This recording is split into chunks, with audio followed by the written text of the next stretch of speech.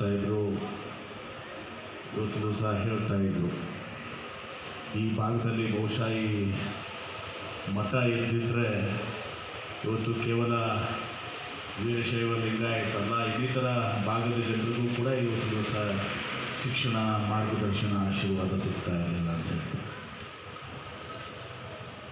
ನಮ್ಮ ಮಲ್ಲಿಕಾರ್ಜುನ್ ಅವರು ಹೇಳಿದಾಗೆ ನಮ್ಮ ವೀರಶೈವ ಲಿಂಗಾಯತ ಸಮಾಜ ನಮ್ಮ ಮಠಗಳ ಮತ್ತು ಹಿರಿಯರ ಕೊಡುಗೆ ಇವತ್ತು ಸಂಘ ಸಂಸ್ಥೆಗಳನ್ನ ಪ್ರಾರಂಭ ಮಾಡೋ ಮೂಲಕ ಇವತ್ತು ವಿದ್ಯೆ, ಆಶ್ರಯ ಮತ್ತು ಅನ್ನವನ್ನು ಕೊಡುವ ಮೂಲಕ ದೇಶದಲ್ಲೇ ಒಂದು ಜಗತ್ತಿನಲ್ಲೇ ಒಂದು ಶ್ರೇಷ್ಠವಾದಂಥ ಪರಂಪರೆ ಹುಟ್ಟಾಕಿರುತ್ತೆ. ಇವತ್ತು ನಾನು ಕೂಡ ಒಂದು ಶಿಕ್ಷಣ ಸಂಸ್ಥೆಯ ಅಧ್ಯಕ್ಷನಾಗಿ ಹಿಂದೆ ಡಾಕ್ಟರ್ ಫುಲ್ಗೋಳ ಕಚ್ಚಿಯವರು ಒಂದು ಸಣ್ಣ ಶಾಲೆಯಿಂದ ಪ್ರಾರಂಭ ಮಾಡಿದ್ದು, ಲಿಂಗೈಕ್ಯ ಬಂಧನಾಳ ಶಿವಲಿಗಳು ಅದನ್ನು ಪೋಷಣೆ ಮಾಡಿದವರು. ನನ್ನ ತಂದೆಯವರಂಥ ದಿವಂಗತ BN ಪಾಟೀಲರು ಅಲ್ಲಿ ವೈದ್ಯಕೀಯ ಶಿಕ್ಷಣ, ಆಸ್ಪತ್ರೆ, ಇಂಜಿನಿಯರಿಂಗ್ ಕಾಲೇಜ್ ಮಾಡೋ ಮೂಲಕ ಇವತ್ತು ಅದರ ಒಂದು ಹೆಮ್ಮರವಾಗಿ ಇವತ್ತು ಬೆಳೆಸಿರುವಂಥದ್ದು. ಅದೇ ರೀತಿ KLE ಸಂಸ್ಥೆ ಸಪ್ತಋಷಿಗಳು ಇವತ್ತು ಸಹ ನನ್ನ ಅಜ್ಜನಾದಂಥ ಸಸಂಗಿ ಲಿಂಗರಾಜ ಒಳಗೊಂಡು ಎಲ್ಲರೂ ಕೂಡ ಅಲ್ಲಿ ಇವತ್ತು ಸಹ KLE ಸಂಸ್ಥೆಯ ಇವತ್ತು ಸಹ ಈ ನಮ್ಮ ಸಮಾಜದ ಅತ್ಯಂತ ದೊಡ್ಡದಾದಂಥ ಒಂದು ಶಿಕ್ಷಣ ಸಂಸ್ಥೆಯನ್ನು ಅದರಲ್ಲಿ ವಿಶೇಷವಾಗಿ ಪ್ರಭಾಕರ್ ಕೋರಿಯವರು ಅದನ್ನು ಇನ್ನೂ ಹೆಚ್ಚಿನ ಮಟ್ಟಕ್ಕೆ ಬೆಳೆಸಿ ಇವತ್ತು ಸಹ ಒಂದು ದೊಡ್ಡ ವಿದ್ಯಾಸಂಸ್ಥೆ ಆಗಿದೆ. HKE ಸೊಸೈಟಿ ಇರ್ಬೋದು, ಬಾಗಲಕೋಟೆ ವಿವಿ ಸಂಘ ಇರ್ಬೋದು, ಈ ಎಲ್ಲಕ್ಕೂ ಕೂಡ ಒಂದು ಹಿನ್ನೆಲೆ ಇದೆ. ಭಾಳ ಜನಕ್ಕೆ ಇವತ್ತು ಸಹ ನಮಗೆ ಗೊತ್ತಿಲ್ಲ. ವಿಶೇಷವಾಗಿ ಉತ್ತರ ಕರ್ನಾಟಕದಲ್ಲಿ, ದಕ್ಷಿಣ ಕರ್ನಾಟಕದಲ್ಲಿ ಮೈಸೂರು ಮಹಾರಾಜರ ಒಂದು ಪ್ರೋತ್ಸಾಹ, ಅವರ ಒಂದು ಎಲ್ಲರಿಗೂ ಕೂಡ ಜಾತ್ಯತೀತವಾಗಿ ಇವತ್ತು ಸಹ ಶಿಕ್ಷಣ ಕೊಡ್ತಾ ಇರೋರು. ಈ ಭಾಗದಲ್ಲಿ ಇವತ್ತು ಸಹ ನಾವು ನೋಡಿದಾಗ ಅತ್ಯಂತ ದೊಡ್ಡದಾದಂಥದ್ದು ಶ್ರೀಲಿಂಗ ಮಠ.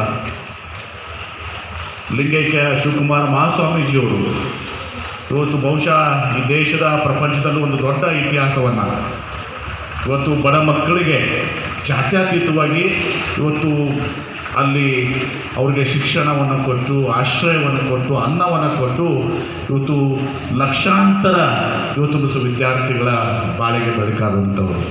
ಹೀಗೆ ಒಂದು ದೊಡ್ಡದಾದಂಥ ಯಾಕೆ ಮಾತನ್ನು ಹೇಳ್ತೀರಂದರೆ, ಹೀಗೆ ಒಂದು ದೊಡ್ಡದಾದಂಥ ಒಂದು ಇತಿಹಾಸ, ಸಂಸ್ಕೃತಿ ಇವತ್ತು ನಮ್ಮ ಮಠಗಳಿಗಿದೆ, ನಮ್ಮ ಹಿರಿಯರಿಗಿದೆ. ಅವರ ಕೊಡುಗೆಯನ್ನು ಕೂಡ ನಾವು ಇವತ್ತು ಸಹ ಸ್ಮರಣೆ ಮಾಡಬೇಕಾಗ್ತದೆ ಅನ್ನೋಂಥದ್ದನ್ನು ಹೇಳಿ ಇವತ್ತು ನನಗೆ ಭಾಳಷ್ಟು ಜನ ನಾನು ಹಿಂದೆ ಒಂದು ಸಲ ಅವ್ರಿಗೆ ಪ್ರಶಸ್ತಿ ಪ್ರದಾನ ಕಾರ್ಯಕ್ರಮದಲ್ಲಿ ಮಾಡಿ ಸಿದ್ಧಲಿಂಗೇಶ್ವರ ಪ್ರಶಸ್ತಿ ನನಗೆ ಹೇಳ್ತಿದ್ರು ಸ್ವಾಮೀಜಿಯವರು. ಭಾಳಷ್ಟು ಸ್ವಾಮೀಜಿಯವರು ಬಂದಾಗ ನಾವು ಅವರಿಗೆ ದೇಣಿಗೆಯನ್ನು ಕೊಡ್ತೀವಿ. ಆದರೆ ಸ್ವಾಮೀಜಿಯವರು ಇವತ್ತು ಸಹ ಉಳಿದ ಮಠಗಳಿಗೆ ಇವತ್ತು ಸಹ ಕೊಡ್ತಿದ್ರು. ಬಂದಾಗ ಯಾರು ಬಂದವರಿಗೆ ಮಠವನ್ನು ಕೊಟ್ಟು ಒಂದು ಉದಾಹರಣೆ ಕೂಡ ಕೊಟ್ಟರು. ಒಬ್ಬರ ರಾಜಕೀಯ ನಾಯಕರಿಗೆ ಇವತ್ತು ಅವರು ಚುನಾವಣೆ ಬಂದಾಗ ತಗೊಳ್ಳಪ್ಪ ನೀವು ಅಂತ ಕೊಟ್ಟರು ಅಂತ ನಾನು ಅದನ್ನು ಹೇಳಕ್ಕೆ ಹೋಗೋದಿಲ್ಲ ಅಂತು. ಹೀಗಾಗಿ ಭಾಳ ಒಂದು ದೊಡ್ಡ ಹೃದಯ ಇಟ್ಕೊಂತ ಹೃದಯ ವಿಶಾಲತೆ ಅಂತೇನಿದೆ ಮಮ್ಮಡಿ ನಮ್ಮ ಸ್ವಾಮೀಜಿಯವರಿಗೆ ಇವತ್ತು ಸಹ ನಿರ್ವಾಣ ಸ್ವಾಮೀಜಿಯವರಿಗೆ ಹೊಂದಿದ್ರು ಅನ್ನೋ ಮಾತನ್ನು ಸಂದರ್ಭ ಹೇಳಿ ಇವತ್ತು ನಾನು ಬಂದು ನಾನು ಬರೋದು ವಿಜಯಪುರ ಅಂದಮೇಲೆ ನಮ್ಮ ಬಸವ ಜನ್ಮಭೂಮಿ, ಬಸವಣ್ಣವರು ಹುಟ್ಟಿದ್ದು ಬಸವ ಕಲ್ಯಾಣದಲ್ಲಿ ಅವರು ಕರ್ಮಭೂಮಿ ಇವತ್ತು ಅನುಭವ ಮಂಟಪವನ್ನು ಕಟ್ಟಿದ್ದು.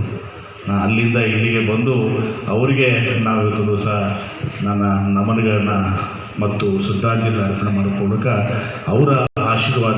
ಮುಂಬೈ ಕರ್ನಾಟಕ ಮತ್ತು ಹೈದರಾಬಾದ್ ಕರ್ನಾಟಕದಲ್ಲಿ ಆ ಯಾವುದೋ ಒಂದು ಪ್ಯಾಟರ್ನಾಲಜಿ ನಮಗೆ ಇರಲಿಲ್ಲ ಇವತ್ತು ದಿವಸ. ಹೀಗಾಗಿ 1904 ಮತ್ತು 5 ಅಂದು ಪ್ರಪ್ರಥಮ ಏನು ವೀರಶೈವ ಮಹಾ ಅಧಿವೇಶನ ಆಯಿತು, ವೀರಶೈವ ಮಹಾಸಭೆ ಅಧಿವೇಶನ ಆಯಿತು. 4 ಮತ್ತು 5 ನಮ್ಮ ಆಜಿನವರಾದ ಸಸ್ಯಗಿ ಲಿಂಗರಾಜರು ವೀರಶೈವ ಮಹಾಸಭಾದ ಸಂಸ್ಥಾಪಕ ಅಧ್ಯಕ್ಷರು ಫಸ್ಟ್ 1904ರಲ್ಲಿ. 4 ಮತ್ತು 5ನೇ 2 ಮಹಾಧಿವೇಶನಕ್ಕೆ ಅವರೇ ಅಧ್ಯಕ್ಷರಾಗಿದ್ದರು. ಅವ್ರ ಜೊತೆ ಭಾಳ ಮೇಧಾವಿ ಅನ್ನಿಸ್ಕೊಂಡವರು ನಮ್ಮ ಅಲ್ಟಾರ್ ರುದ್ರಗೌಡರು. ಅಂದು ಸಸ್ಯಗಿ ಲಿಂಗರಾಜರು ಮತ್ತು ಅಲ್ಟಾರ್ ರುದ್ರಗೌಡರು ಒಂದು ಕರೆಯನ್ನು ಕೊಡ್ತಾರೆ, ಸೋಮಣ್ಣ ಸಾಹೇಬರು ಕೂಡ ಹೊಸದಾಗಿರ್ಬೋದು. 4 ಮತ್ತು 5ನೇ ಮಹಾಧಿವೇಶನದಲ್ಲಿ ಇವತ್ತು ಕರೆ ಕೊಡ್ತಾರೆ, ಎಲ್ಲ ಕಡೆ ಇವತ್ತು ದಿವಸ ಲಿಂಗಾಯತರು ಶಿಕ್ಷಣ ಸಂಸ್ಥೆಗಳನ್ನು ಪ್ರಾರಂಭ ಮಾಡಬೇಕು ಅಂತೇಳಿ.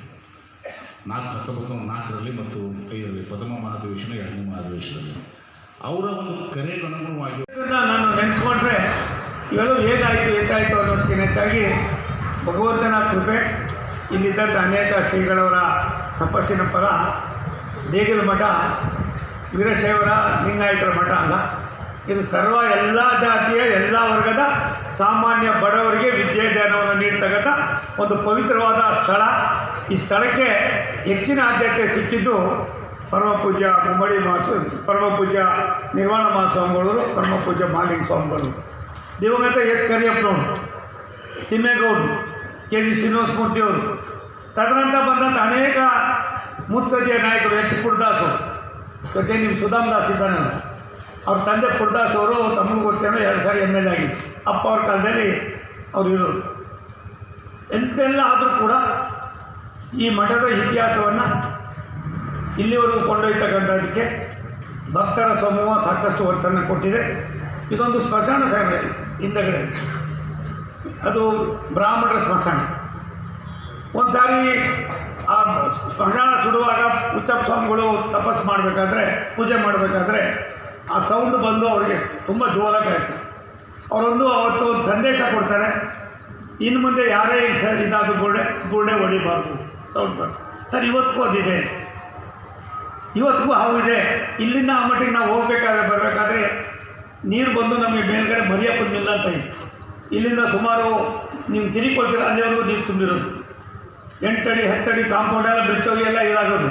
ಆದರೆ ಅಲ್ಲಿಂದ ಇಲ್ಲಿ ಬಂದು ಮಠಕ್ಕೆ ಹೋಗ್ಬೇಕಾದ್ರೆ 2 ಅಡಿ ಮೇಲೆ ನೀರಿರುತ್ತೆ. ಇವೆಲ್ಲ ಒಂದು ಕಾಕತಾಳೀಯ ಭಗವಂತನ ದಯೆ. ಈ ಮಟ್ಟದಲ್ಲಿ ಈ ಮಠ ಬೆಳೆದು ಬಂದಿರ್ತಕ್ಕಂಥ ಒಂದು ಇತಿಹಾಸ ಇದೆ. ಬಂದಿದ್ದಂಥ ನನಗೆ ಭಾರಿ ಸಂತೋಷ ಆಗಿದೆ. ಒಂದು ಸತ್ಯ, ನಿಮ್ಮ ಭಾಗನೇ ಬೇರೆ, ನಮ್ಮ ಭಾಗನೇ ಬೇರೆ. ನಿಮಗೆ ಸಹಸ್ರಾರು ಸಂಖ್ಯೆಯ ವ್ಯವಸ್ಥೆಯಲ್ಲಿ ವಿದ್ಯಾಸಂಸ್ಥೆ, ಒಂದು KLE ವಿದ್ಯಾಸಂಸ್ಥೆ ಲಕ್ಷಾಂತರ ಕೋಟ್ಯಾಂತರ ಜನರಿಗೆ ಇವತ್ತು ವಿದ್ಯಾದಾನವನ್ನು ಮಾಡಿದೆ. ಒಂದು ಸಣ್ಣ ದೇಗುಲ ಮಠ. ನಾವಾಗ ನಮಗೆ ಶಾಲೆ ಇರಲಿಲ್ಲ. ನಾವು ಇಲ್ಲಿಂದ ಬೆಳಗ್ಗೆ ಊಟ ಮಾಡಿಕೊಂಡು ಮುನ್ಸಿಪಲ್ ಹೈಸ್ಕೂಲ್ ಹೋಗ್ಬೋದು. ಇಲ್ಲಿಂದ ಅದು ಹೋಗ್ಬೇಕಾದ್ರೆ 2.5-3 ಕಿಲೋಮೀಟ್ರ್ ಆಗೋದು. ನಾವು ನಡ್ಕೊಂಡು ಹೋಗಿ ವಾಪಸ್ ಬಂದು ಇರ್ತಾಯಿದ್ವಿ. ಒಂದು ಕಡೆ ಮುನ್ಸಿಪಲ್ ಹೈಸ್ಕೂಲು ಸರ್ಕಾರದ್ದು, ಮತ್ತೊಂದು ಕಡೆ ನಿತ್ಯ ಕರಿಯಪ್ಪನವರ ರೂರಲ್ ಶಾಲೆ.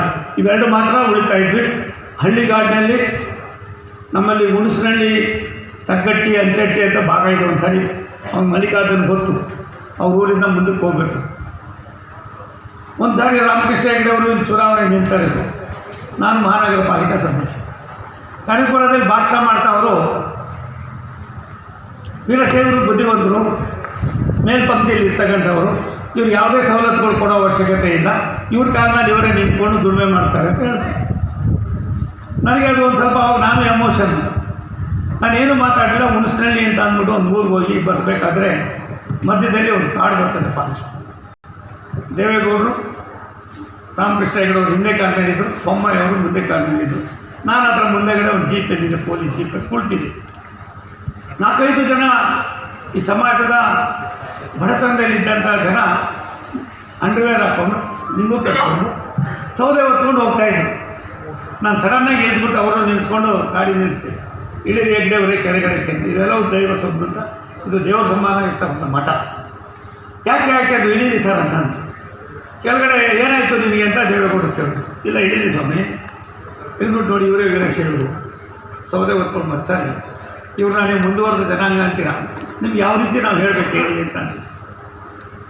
ಅವತ್ತು ಅವರು ಆದಮೇಲೆ ಹೆಗಡೆ ಅವರು ಯಾವಾಗ ಸಿಕ್ಕಿದ್ರು ನನ್ನ ಕಣ್ಣು ತೆರೆಸಿದ್ರಿ ಅಂತ. ಇಂಥ ಸಂದರ್ಭದಲ್ಲೂ ಕೂಡ ಸ್ವಾಭಿಮಾನಕ್ಕೆ ಮತ್ತೊಂದು ಹೆಸರಾಗಿ ಈ ಭಾಗದಲ್ಲಿ ಯಾವ ಜಾತಿ, ಕುಲ, ಭಾಷೆ ಇಲ್ಲ ಸರ್. ಎಲ್ಲರಿಗೂ ಶರಣಾರ್ಥಿಗಳು. ಪರಮ ಪೂಜ್ಯ ಮುಮ್ಮಡಿ ನಿರ್ವಾಣ ಮಹಾಸ್ವಾಮೀಜಿಗಳು ಲಿಂಗೈಕ್ಯರಾಗಿ ನಾಳೆಗೆ 1 ವಾರ ಆಗುತ್ತೆ. ಒಂದು ಪೂರ್ವಭಾವಿ ಸಭೆ ಅಂದರೆ ಈಗ ಆಲ್ರೆಡಿ 3ನೇ ತಾರೀಕು ಒಂದು ಅವರ ಸಂಸ್ಕರಣೋತ್ಸವದ ದಿವಸವನ್ನು ಆಲ್ರೆಡಿ ಫಿಕ್ಸ್ ಮಾಡಿದ್ದಾರೆ. ಅದರ ಪೂರ್ವಭಾವಿ ಸಭೆಯನ್ನು